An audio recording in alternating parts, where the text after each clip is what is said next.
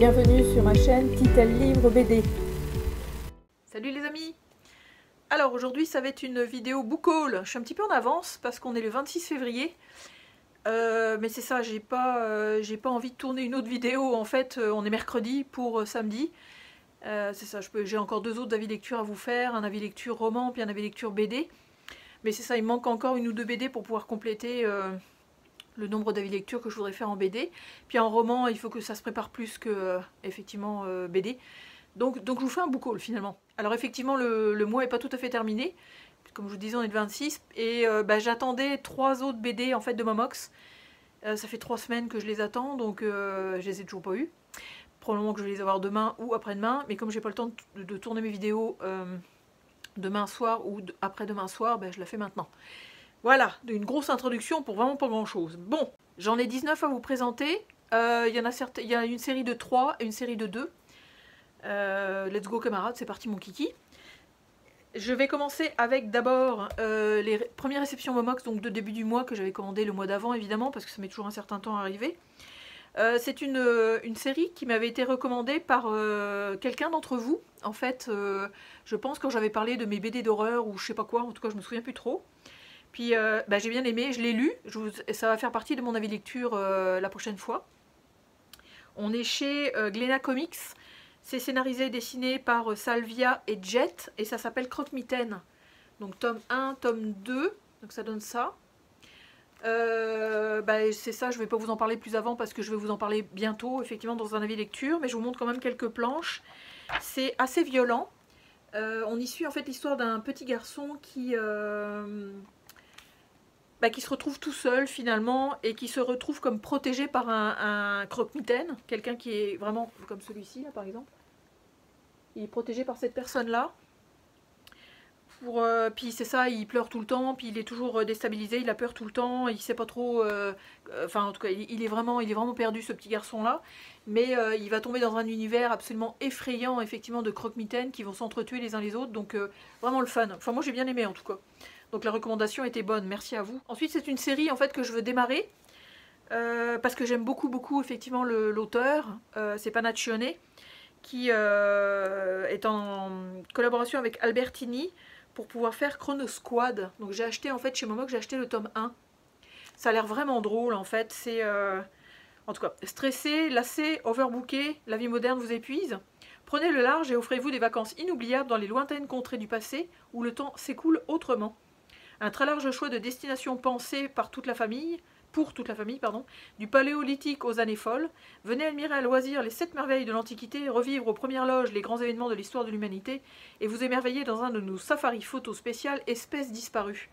Je pense que c'est super drôle, enfin c'est assez particulier. Le dessin de Panaccione, j'adore, enfin moi j'adore. Comme ceci.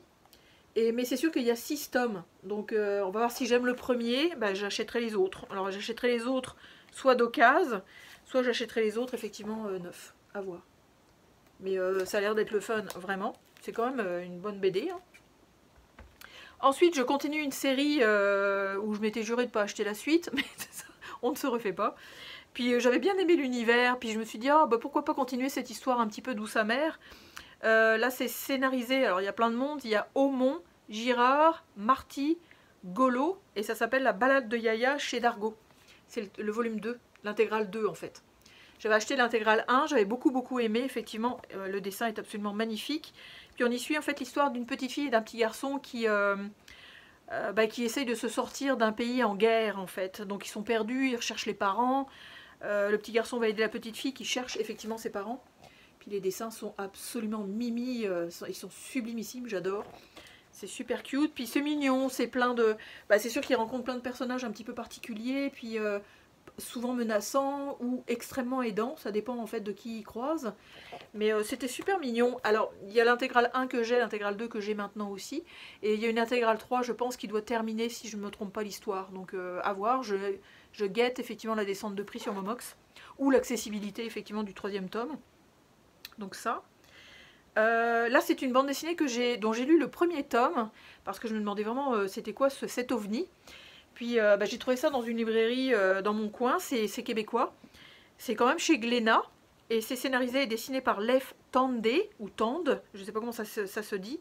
Ça s'écrit Leif pour le prénom et Tande pour le nom de famille. Et ça s'appelle Rédemption. Donc il y a 3 tomes. C'est un format mou, comme vous pouvez voir. C'est très stylisé en fait comme dessin. Puis c'est complètement flyé, mais j'adore. Je trouve ça absolument génial. En fait, on parle de... Vous voyez, ça donne ça comme, au niveau dessin. C'est quand même très simple et très... c'est ça, très grossier, disons, parce qu'effectivement, les traits sont quand même assez épais. Mais en fait, on y parle de... le Far West est un endroit impitoyable, décimé par les maladies pestilentielles et par les guerres incessantes. Hommes et femmes cherchent avant tout à survivre, sauf Mike. Et en fait, Mike, on se rend compte que c'est l'archange Saint-Michel. Donc c'est, en tout cas, j'ai lu le premier tome, puis je trouve ça assez drôle, extrêmement grinçant. Même si les dessins sont simples, ça passe super bien. Puis c'est vraiment fun, comme ceci par exemple. J'ai hâte de lire la suite et j'espère pouvoir vous les proposer en avis lecture à un moment donné. Mais donc le tome 2, ça donne ça.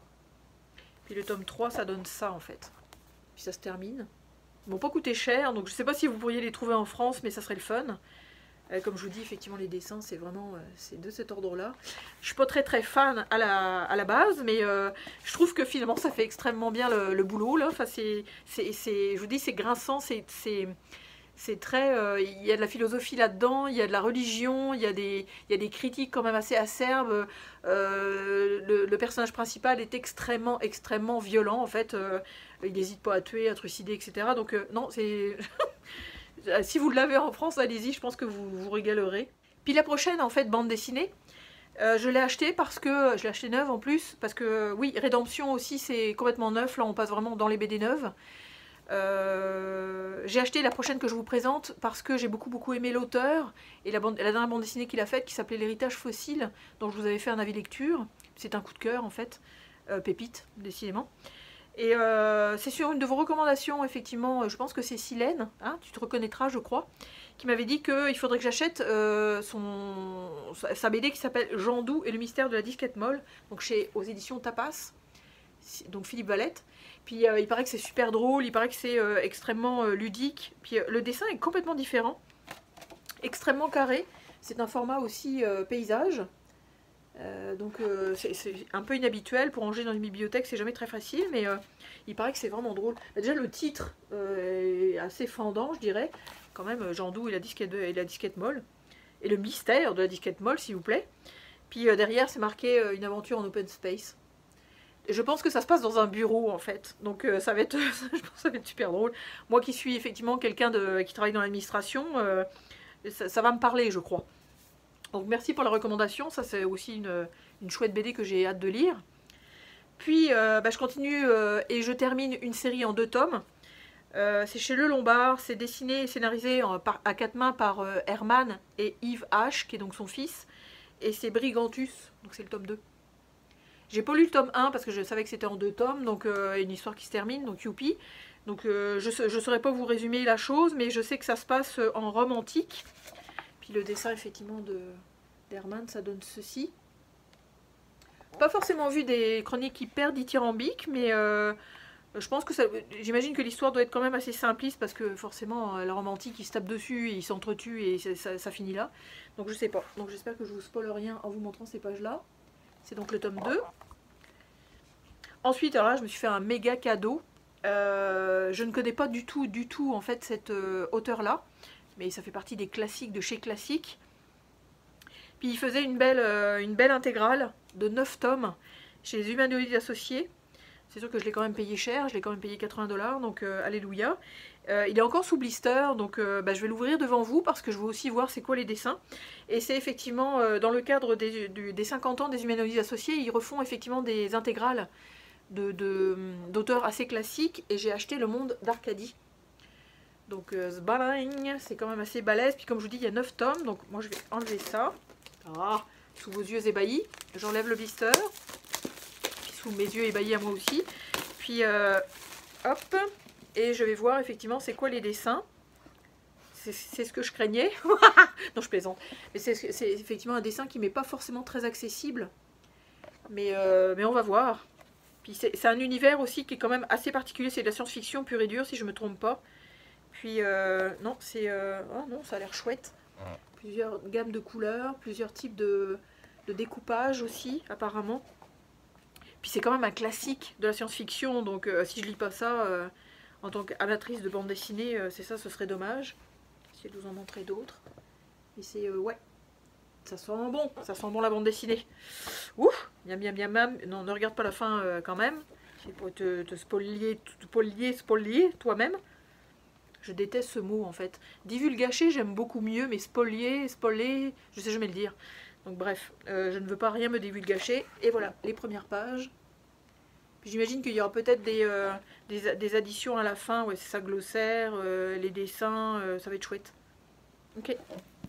Donc ça, hop là. Donc Casa, hein, j'avais pas dit l'auteur quand même, qui a scénarisé, dessiné.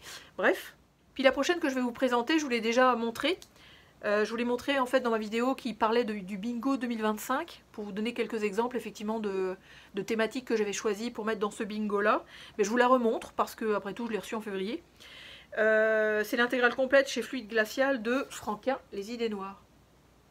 Alors je l'avais déjà parce que bah là ça date de je sais pas quoi, ça doit être super vieux, mais j'avais ça. Ce petit bouquin là en fait j'ai lu. Ils éditaient à une époque en fait des bandes dessinées. Donc j'en ai quelques-unes comme ça. Puis bah, c'est la même chose, en fait j'ai fait un espèce de parallèle entre celle-là et celle-là. Il y a quand même une grosse différence de taille. Puis je pense que c'est exactement la même chose en fait. Peut-être qu'il y a un petit peu de choses qui sont additionnées dans celui-là. Mais j'avoue que le format BD est quand même plus intéressant que ce tout petit format de rien là. Mais c'est ça. Ça va être cool. Ça va être vraiment cool je pense de relire ça. Donc ça. Ensuite, alors là c'est encore sur des recommandations booktubers évidemment, notamment les gens qui aiment les comics. Mais on est quand même chez Delcourt, et bon, alors scénarisé par Jeff Lemire, Matt Kind, je pense que c'est aussi un scénariste, puis David Rubin, j'imagine que c'est le dessinateur, je vais aller vérifier ça tout de suite, c'est pas marqué. Si, scénario Jeff Lemire, Matt Kind et dessin et couleurs David Rubin, donc faut que je joue au loto, hein. Et en fait j'ai acheté Cosmic Detective. J'étais attirée par l'histoire, par le dessin aussi qui est un petit peu particulier, encore une fois, qui est très comics, mais qui est un petit peu rond, on dirait. Ah, c'est super cool. Zin. Donc ça c'est cool. Puis Jeff Lemire, de plus en plus, j'adhère. Puis c'est une histoire... bon, quand on est un, et puis on ne sait pas ce qu'il y a de marqué, est assassiné, qui met-on sur l'affaire? Ça va être Cosmic Detective, hein. Mais c'est ça, au niveau du dessin, ça donne ça. Mais comme je vous disais, vous voyez, le personnage est quand même assez... avec des yeux ronds. Puis on dirait que c'est comme un mélange un peu très comique. C'est très... waouh, double page. Puis j'en ai quand même vu des chroniques qui étaient quand même intéressantes. Donc c'est ça, je me le suis acheté donc. Ensuite, je vous avais présenté dans un book haul précédent le tome 1. Dans ce book haul, n'est-ce pas, de février, j'ai reçu le tome 2. Bien contente, je n'ai pas commencé à lire le tome 1 ni le tome 2 bien évidemment. Puis là on est chez Dargo et c'est Ersin Karabulut. Alors j'espère que je le dis bien, Karabulut, et non peut-être que ça se dit Karabulut, je ne sais pas, ou Karabulu peut-être. Puis c'est le journal inquiet d'Istanbul, donc c'est la période 2007-2017. C'est une biographie de cet auteur-là, effectivement, donc Monsieur Karabulut, je sais pas, faudrait que je le voie effectivement dit dans une vidéo, j'imagine. Puis c'est l'histoire vraie d'un dessinateur de presse et du journal satirique le plus célèbre de son pays en lutte contre le régime autoritaire turc. Vraiment cool. Je vous montre quelques planches. J'aime beaucoup son dessin. Il est très... c'est très... je dis toujours des très, très gros yeux. Là, je vous montre une planche où il n'est pas avec les yeux écarquillés, là, mais... là, voilà. Comme ça, comme ceci. Puis je pense que ça va être assez dénonciateur et compagnie, donc intéressant. Puis moi j'aime bien lire effectivement les parcours soit des scénaristes, soit des dessinateurs dans leur métier effectivement par rapport à la bande dessinée. C'est toujours intéressant. Donc ça, puis j'en ai eu de bons échos aussi de cette bande dessinée là. Alors là, moi j'ai lu le roman. Puis j'avais toujours hésité à acheter la bande dessinée tirée du roman et j'ai craqué parce que j'ai beaucoup aimé le roman.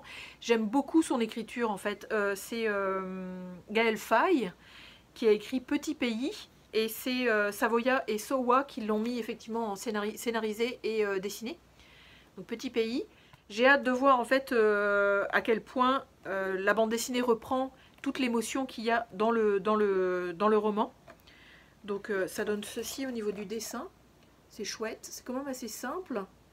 Le découpage a l'air quand même assez classique.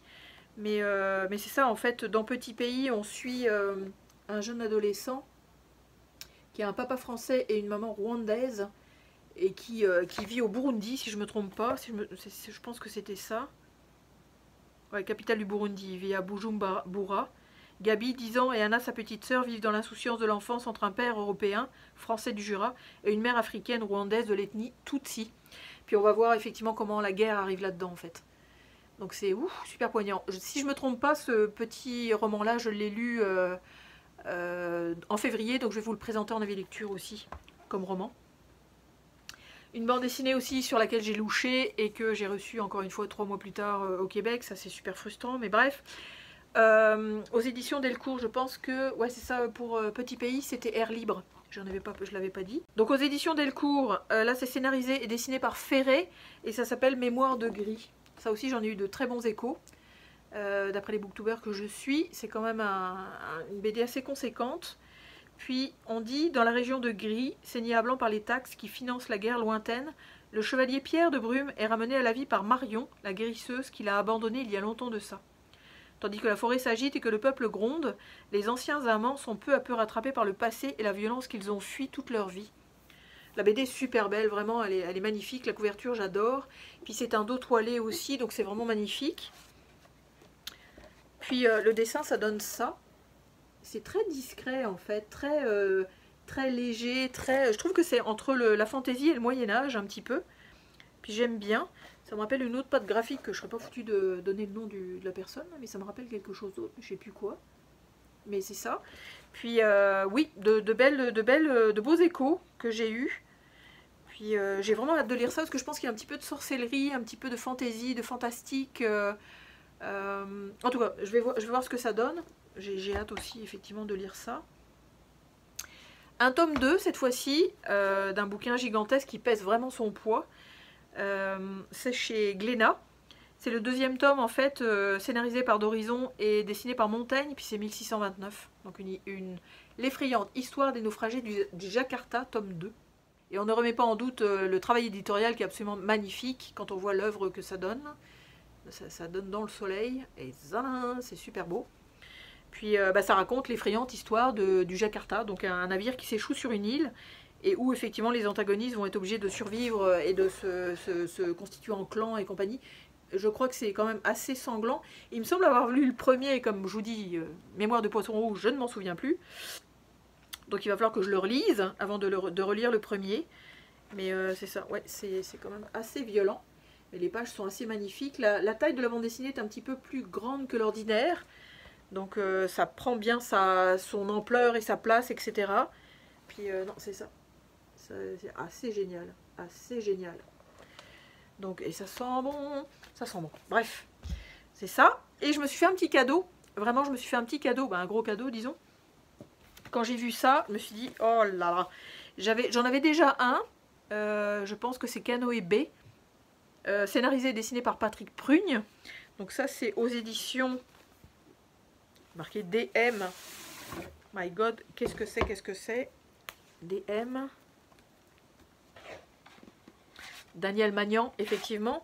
Et je me suis acheté en fait la trilogie de Pocahontas, Tomahawk et Vanikoro. Donc ça. Donc Vanikoro, c'est ceci. Comme ça. Puis que vous avez vu, c'est dans un coffret. Non, vous n'avez pas vu, je ne vous ai pas montré. Hein. C'est dans un coffret donc, qui se présente de cette façon-là. Qui est magnifique. Encore une fois, les dessins de Prugne, de toute façon, c'est du délire total. Donc Vanikoro, c'est bon. Tomahawk, qui donne ceci. Puis le petit dernier qui est Pocahontas, qui est celui-là. Et alors, c'est pour ça que j'ai craqué, dans ce coffret-là, il y avait donc ceci. Donc quand on ouvre, ça donne, c'est ça, ça donne ça. Donc c'est, je sais pas si on appelle ça des ex-libris ou des je sais pas quoi, je vous les montre histoire de vous faire baver. Et c'est ça, c'est sublimissime, à encadrer, ça va être génial. Puis il y en a quand même, il y en a 5. Donc ça donne ça et ça donne ça. Donc c'est superbe, je suis super contente. Je pense que je vais rendre jaloux BD & Co, donc de la chaîne BD & Co, parce que je sais qu'il adore Prugne.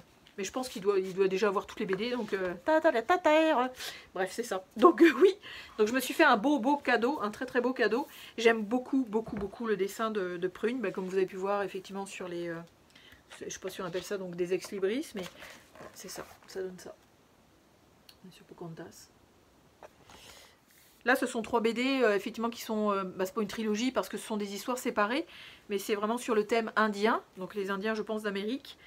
Puis, c'est ça. Donc, je sais pas s'il va faire une trilogie aussi avec d'autres thèmes, parce que je sais qu'il a aussi écrit sur d'autres choses, mais waouh, enfin, je veux dire, moi, je suis super contente.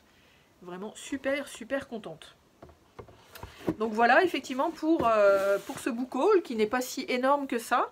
Il en manque des bouts, parce qu'on est que le 26, donc... on est mercredi, jeudi, vendredi, samedi, dimanche, je pense que c'est ça. J'aurais eu tout ce temps-là aussi encore pour en acheter, mais ça sera présenté au mois de mars. Donc voilà. Donc bah, j'espère que ça vous aura plu, ça vous aura donné des idées, encore une fois, pour faire des achats à votre tour. Puis bah, dites-moi lesquels vous avez beaucoup aimé, si vous les avez déjà lus. Parce que, effectivement, moi, quand j'achète les bandes dessinées, d'abord c'est un ressenti. Puis ensuite, c'est parce que j'en ai entendu du bien, donc je me lance, finalement. Puis c'est ça. Donc si vous avez des chances de vous abonner à ma chaîne, allez-y. Soyez les bienvenus, appartenez à cette magnifique communauté que j'adore, de plus en plus. Puis bah, partagez, commentez. N'hésitez pas à mettre vos petits commentaires, je suis toujours ravie de pouvoir vous répondre. Ça fait très classique de dire ça, mais c'est tellement vrai. Je veux dire, je suis extrêmement sincère en vous disant ça. Jamais j'aurais pu penser, en créant ma chaîne il y a 1 an et demi, en fait, que j'aurais pu avoir des fidèles, comme la fameuse Silène dont je parlais tantôt, avec qui je communique effectivement par Instagram et sur YouTube aussi, et qui n'hésitent jamais à mettre des commentaires. Donc c'est vraiment le fun de vous lire, puis d'avoir vos avis. Puis un jour, peut-être, on pourra se rencontrer. Ça serait vraiment le fun. Ça serait vraiment cool. Mais c'est ça, donc je vais vous souhaiter d'excellentes lectures bande dessinée, et je vais vous dire à très bientôt. Salut!